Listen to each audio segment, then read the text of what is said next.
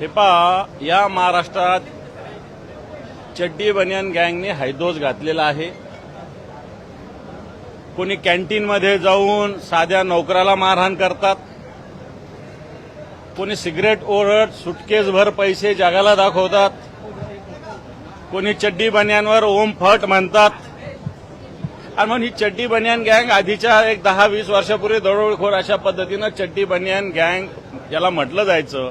शेतामध्ये वस्त्यावर दरोडे टाकायचे। आता शेतामध्ये वस्त्यावर नाही तर या महाराष्ट्रावर दरोडा टाकण्याचं काम ही चड्डी बनियान गँग टाकते। टेंडरचे घोटाळे यांचे बाहेर येतात, नोटाच्या यांच्या बॅगाच्या बॅगा बाहेर येतात।